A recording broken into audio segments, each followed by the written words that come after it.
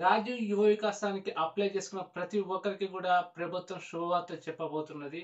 అదేమిటంటే category 1, category 2లో ఉన్న ప్రతి ఒక్కరికి కూడా 100% కూడా లబ్ధి చేకూరబోతుంది. అదెలా అంటే కేటగిరీ 1లో రూ.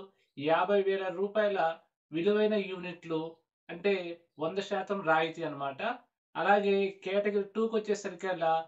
1,00,000 విలువైన యూనిట్లు అంటే 90% రాయితీ ప్రభుత్వం ఇవ్వబోతుంది. నిజానికి ఈ కేటగిరీలో వచ్చేసరికల్లా ప్రభుత్వం అంచనా వేసిన దానికంటే చాలా తక్కువ మంది దరఖాస్తు చేసుకున్నారు.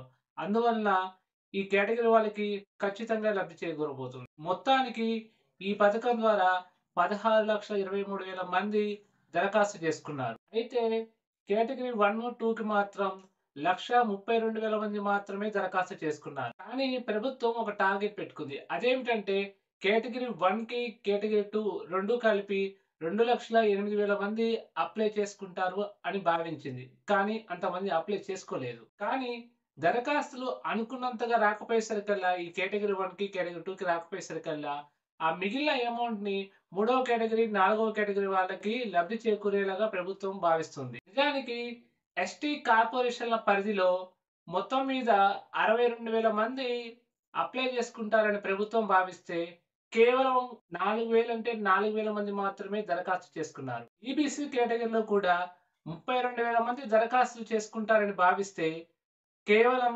2,500 దరఖాస్తులు మాత్రమే వచ్చాయి. ఇప్పుడు ప్రభుత్వం పెట్టుకున్న లక్ష్యంలో సగం దరఖాస్తులు కూడా రాకపోవడంతోటి ఆ మిగిలిన అమౌంట్‌ని 3, 4 కేటగిరీల వారికి సర్దుబాటు చేయాలని సంక్షేమ కార్పొరేషన్‌లు ఆలోచన చేస్తున్నాయి. అయితే చాలా మంది కూడా 4,00,000 విలువైన యూనిట్ల కోసం మాత్రమే ఎక్కువ మంది అప్లై చేశారు. అందువల్ల ఈ మొదటి కేటగిరీ, రెండవ కేటగిరీలో చాలా తక్కువ దరఖాస్తులు వచ్చాయి. అయితే ఆన్‌లైన్‌లో అప్లై చేసిన ప్రతి ఒక్క దరఖాస్తును కూడా పరిశీలించాలని సంక్షేమ శాఖలు నిర్ణయించాయి. అయితే వచ్చిన దరఖాస్తుల్లో ఎక్కువ శాతం కూడా గ్రామాల నుంచే వచ్చాయి. పట్టణాలలో చాలా తక్కువ మంది అప్లై చేసుకున్నారు. ఈ రాజీవ్ యువ వికాసం పథకానికి సంబంధించిన ప్రతి అప్డేట్స్ కూడా మన ఛానెల్‌లో వస్తాయి. కాబట్టి ఈ ఛానెల్‌ని సబ్స్క్రైబ్ చేసుకోండి. అలాగే ఈ వీడియో నచ్చినట్టయితే లైక్ చేయండి. మీ ఫ్రెండ్స్‌కి షేర్ చేయండి. Thank you.